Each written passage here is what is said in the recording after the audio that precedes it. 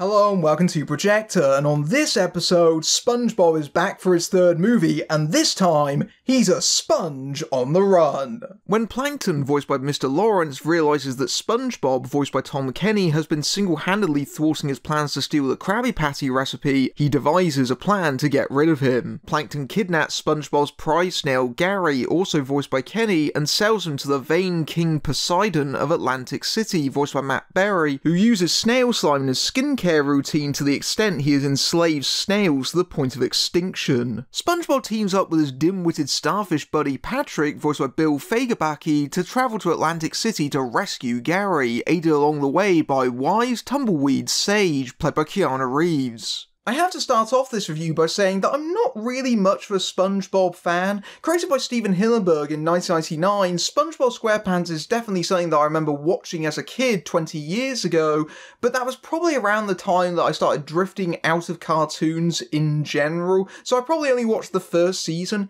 and that was about it. And I haven't really watched any other bits of SpongeBob up until I started researching for this review, when I saw that there are more recent episodes on television and decided to give them a try.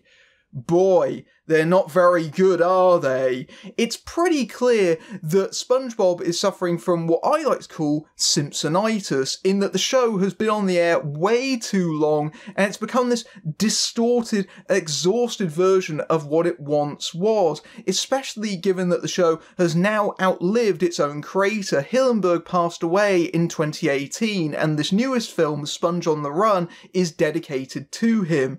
Far better illustrating what the show is capable of were the two previous films, which I also caught up on. The 2004 film I actually found quite enjoyable. It's a very funny, energetic, quite surreal movie that is essentially a very long episode of the show, but it shows what it was at the peak of its powers. Originally intended as a finale for the entire show, it's pretty clear that they devoted all their energy to it, and it is a really funny movie in spots. Even though I think that SpongeBob as a character is a bit grating, I still think there's some really kind of bonkersly brilliant comedy in there, especially that legendary David Hasselhoff cameo. I think a big reason why that first movie works as well as it does is because Hillenburg was so directly involved in it as the director and the co-writer, and it also marks a point where he stepped away from the property and it suffered as a result. And that can clearly be seen in the next feature over a decade later, 2015's Sponge Out of Water, which is frankly a bit of a mess. It's literally a film of two halves. You've got an animated portion where SpongeBob and Plankton travel through time, and you've got a live action segment that's a parody of superhero movies where they fight Pirate Antonio Banderas, and the two completely unrelated plots are just smushed together. It's really awkward and doesn't make a lot of sense. There are some gags that work in isolation, but it definitely feels like just a series of bits in search of a whole, and it definitely shows that the quality of SpongeBob dropped dramatically, even though Hillenburg has a story credit and is an executive producer. Now we have the third feature, 2020's Sponge on the Run, which was meant to be a big summer tentpole for Paramount. It was meant to release in May 2020, which of course got delayed due to the COVID-19 pandemic. It was finished under lockdown, specifically Hans Zimmer's score, which was all done remotely, but after that, it got a very weird release pattern. It was theatrically released in Canada and only Canada back in August. And that may sound strange, except for the fact that much of the animation took place in Canada, so you can sort of see where that decision might have come from. Then Paramount decided to sell all the international rights of the film to Netflix to try and regain some of the money spent on the movie, so the film was released on Netflix back in November in virtually every other territory bar the United States. For some reason, the US had to wait until now in March to see the movie because they'd been holding it back for Paramount Plus, the rebranded version of CBS All Access. And I guess the big selling point is SpongeBob. A bit of a weird flex, but okay. So by this point, a lot of SpongeBob fans have caught up with the movie before their US counterparts, and it's got a deeply divided reception. We'll get into the reasons for why, but it's pretty evident that this is not recapturing the show's glory days. Sponge on the Run is directed by Tim Hill, who has a long association with the show. He helped develop it for television, and he also co-wrote the first film. He also has a long history of directing live-action animated hybrid films, such as Hop and Alvin the Chipmunks, so you would think, given his history, he would be a safe pair of hands for this film. What I will say about Sponge on the Run is that it's definitely at its strongest in the early going, where it sticks with the established formula of the show. In fact, it pretty much begins with a stock plot of Plankton once again after that Krabby Patty formula and SpongeBob following him yet again, and then the film's plot extrapolates from there.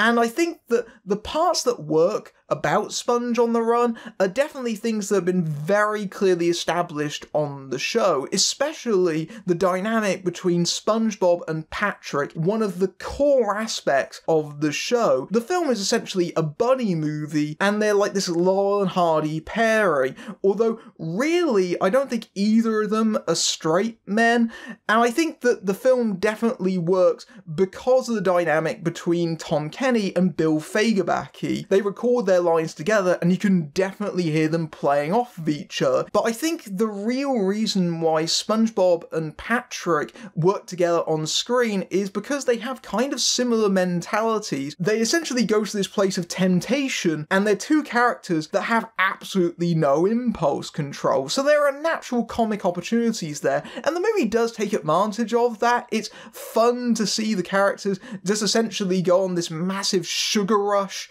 But again, we've kind of seen all this before, and that is kind of the problem with Sponge on the Run, at least for someone that has watched a lot of SpongeBob or has grown up with it. I suspect that for younger audiences who are less familiar with the show, that might not be as much of a problem, but here it definitely feels a lot like kind of SpongeBob going through the motions somewhat.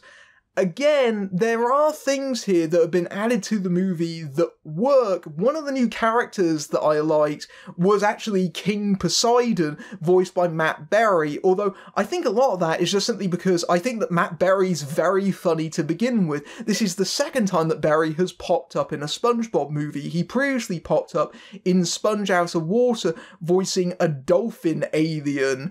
And I think that Berry's ridiculously smooth voice complements the surreal, chaotic aspects of SpongeBob as a property. A lot of the chuckles that I got out of the movie largely come down to Berry. I think the thing that I really took away from the movie was actually the animation itself. This is the first SpongeBob movie which is fully done in 3D animation. The previous films were either in 2D or they were hybrids. And the style here is still different to the 3D animated portion of Sponge Out of Water, because in there, they were trying to make that match into live action footage. Here, it definitely feels like they're trying to remain true to the original 2D animation, but give it that subtle sense of dimensionality from it. It feels closer to something like the Peanuts movie, where it feels like a sort of elevated 2D. And I think that works for this film. It keeps a lot of the character of the design work from the show, especially given that characters are quite distorted and go off model deliberately for comic effect, but also it adds a very kind of cinematic quality to the proceedings, which you need in this kind of road movie where the characters are travelling from location to location to location. It also plays into the fact the movie was intended to be a 3D theatrical release, and it's a real pity that that didn't happen, because I was watching it on my television screen going, there's some really great shots here that were clearly intended for that version. I bet it looks fantastic in 3D, but of course no one will ever see it that way. One of the biggest issues with Sponge on the Run is the story. Now, I know no one goes to a SpongeBob movie expecting watertight plotting. That's not what I'm saying.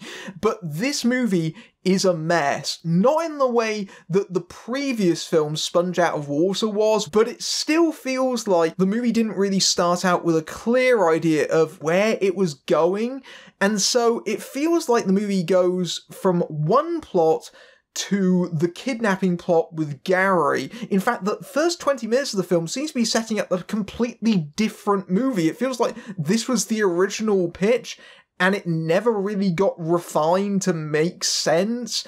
It starts off with Squirrel Sandy Cheeks inventing this robot boss called Otto, voiced by Awkwafina, and then selling him to Mr. Krabs, but he immediately fires Mr. Krabs, so Krabs throws it out and it falls into the hands of Plankton. And you would think that that would be the villain of the movie, that they've set that up and that would be their antagonist, that would be the backbone of the plot. Instead, it feels like a hangover from a completely different pitch they never really ironed out. And so Otto is introduced and then has no real function in the plot at all. The only reason that Otto exists in the movie is as a driver for SpongeBob and Patrick. SpongeBob is not meant to be a narratively disciplined show, it's running on gags. So the reason that the show and the previous films have worked is largely on the energy of their humour. That is what gives them propulsion. If the jokes work, it doesn't matter if the story is a bit haphazard and episodic. In fact, that's part of the charm. However, Sponge on the Run has a quite spotty hit rate. The jokes and the setups don't land as often as they should do, and when the audience stops laughing, that's when the other deficiencies become more obvious. That's especially true if you have a chunk of your movie that isn't narratively relevant, strictly speaking, but is just there for the sake of gags. If those aren't getting laughs, that's a big empty pocket of nothing, and the audience is going to go, well, why is that there? And Sponge on the Run has one of those sequences in the live action segment, which is a dream sequence where SpongeBob and Patrick go to this western town that is filled with zombie patrons. And I was expecting this to come back into the movie later, like it was a setup and it would have a payoff. And it never does. It's just a sequence onto itself. It feels like an idea that never got properly integrated into the story, but it was just left in. And so it's just a kind of interlude onto itself that feels like, honestly, empty padding. It feels like the story is too thin to sustain even 80 minutes, so they just slapped on a live action segment just to fill time. It even feels like padding because there is a big sequence where Snoop Dogg turns up and does a musical number that again isn't funny but does take up a lot of room. But this calls attention to another issue with the movie in this over-reliance on celebrity cameos and guest appearances, and that's worked with SpongeBob in the past. I of course mentioned that brilliant David Hasselhoff cameo, but the thing is, that was a joke. They got him in for that reason. That's not the case here. It's pretty much just, hey, call up whatever celebrity fans of the show you have on speed dial and see if they can appear for a day's worth of shooting. And that's about it. The movie literally stops for Snoop Dogg to appear, and then he walks out and it proceeds like he was never even there. Likewise, Danny Trejo is in the film for about 2 minutes, and that's about it. That's not really making use of your guest appearances. And this also applies to the voice cast as well. Awkwafina voices Otto, and that could have been voiced by anyone, really. She gets almost top billing, and it's a part that doesn't really have all that much to do with the plot. It feels like they only kept that role because they cast her in it. Otherwise, she's almost entirely superfluous to the proceedings, but at least she has a fairly prominent supporting character, which is more than can be said for Tiffany Haddish, who just shows up in some minor bit part. Why even bother getting a name for that kind of role? It feels so unnecessary. Of course, the big cameo in the movie is Keanu Reeves as Sage, and I will say that I did get some quite good laughs out of him in this film. I think that Reeves' chilled out screen persona definitely suits the world of SpongeBob, and he seems to be really enjoying himself. The problem with the Reeves stuff for me is they do it too often. It isn't simply a cameo, it's a full-blown supporting role. He keeps popping back into the movie to give SpongeBob and Patrick advice. I mean, obviously he's meant to be a mentor figure, but it's the kind of thing that works once as a gag. It's not something where you can keep having him roll back into frame and have it still be funny. And the more it's on screen, the less funny it becomes. And that feels like it's over-exhausting the joke, which frankly isn't all that much of a joke, given that Reeves has done probably too many of these cameos in recent memory. Obviously, the one in Cyberpunk, Always Be My Maybe. The idea of Reeves being the surprising cameo has kind of been lost because he's done it too much lately. But while these are substantial issues, they're not the biggest problem with the film. In fact, it continues fairly amicably for about 2/3 of its running time, up until a point where SpongeBob is put to a public trial of sorts, and it's there where the movie is dealt a fatal blow from which it never recovers. Because virtually every major character in the SpongeBob universe has a long monologue about how much they love SpongeBob and recalls the time they met at camp in long flashback sequences. And it's at that point that you realise that this movie actually exists as a backdoor pilot for Camp Coral. And this sequence feels absolutely endless. It goes on for 10 minutes and is incredibly repetitive, and this is the main reason as well why the fans hate this movie, because they hate the idea of Camp Coral for a number of reasons. The first is that it's a pretty lazy spin-off idea to begin with, given that it's essentially SpongeBob Kids. Because hey, people love Tom and Jerry Kids and things like that. It feels like an excuse to just kind of spin out whatever is left from this franchise. But also, Hillenburg was very much against the idea of having spin-offs to the show. And so it feels very weird in a movie that is ostensibly meant to be a tribute to him, and has been said as much in the promotional materials, that it explicitly exists to push the idea of something that he did not want and would never have wanted. And that feeling is only cemented by the fact that it arrives on Paramount Plus alongside the first episodes of Camp Coral. So it almost literally functions as a pilot for that series.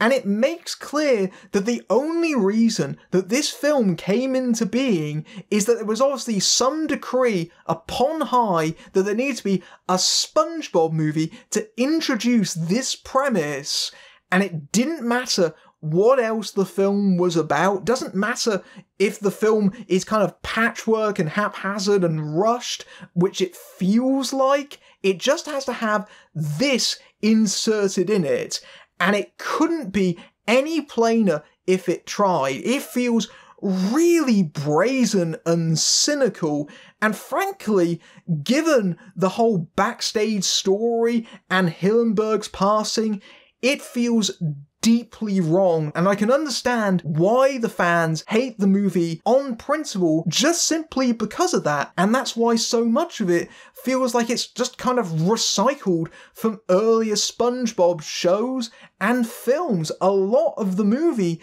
feels like a remix version of the first SpongeBob movie. You've got a vain king in it, there's a road movie plot instead of a crown, they're after Gary the Snail, and even the snail plot is something that they've done previously on the show before, so it really does feel like they're just kind of scraping the bottom of the SpongeBob barrel just to keep the money spinning from this very lucrative franchise that to date has made $13 billion. And apparently that still isn't enough. Taken on its own terms as a standalone film, Sponge on the Run is just another mediocre animated flick. I think that kids will still enjoy it, especially if they're SpongeBob mad. I think if they're hungry for new SpongeBob adventures, they won't be bothered by all the stuff that associates with the spin-off.